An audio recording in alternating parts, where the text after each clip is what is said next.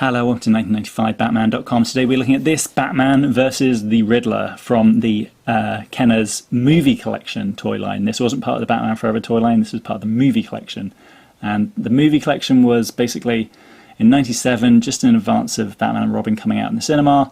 Kenner thought it would be nice to kind of dust off some of the old molds that they'd used. So they got kind of like a Batman and Joker from the first toy line, they got a Batman and Catwoman from Returns, and they re-released this, the Batman and Riddler. As you can see, they're not, these are just kind of the old molds, they aren't particularly new sculpts or anything.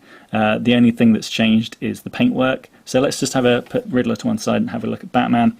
As you can see, this Batman is taken from the Guardians of Gotham 2-pack, which was the Batman and Robin 2-pack that you got. And here's the Batman here, and there's the Batman there. As you can see, it looks almost identical, I think. Anyway, I don't know, his leg might have changed maybe, I don't know, it's very difficult to tell.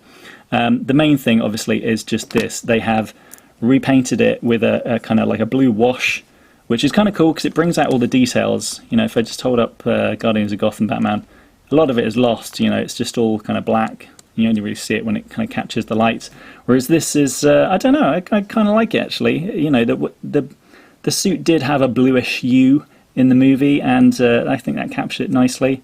He gets this tiny little batarang, which just kind of sits in his hand, kind of open hand there, and he's got a closed fist there. As I said before, you know, he's kind of in this kind of lunging pose, which I don't really like that much. You can't fit him in any vehicles, or if he does, you know, his kind of legs go out at kind of all angles. So yeah, I'm not super thrilled about the sculpt, but then I wasn't super thrilled about that sculpt either. Let's go on to the Riddler. So the Riddler is kind of cool. He's obviously got this massive cane. They've obviously painted him with yellow question marks and yellow shoes to give him kind of like a little bit of a different look. The actual mold that they're taking it from is the Talking Riddler, Deluxe Talking Riddler, which is here. So as you can see, there's a little bit of an issue, and they've given him a new cane, which is much closer to how the cane looked in the movie.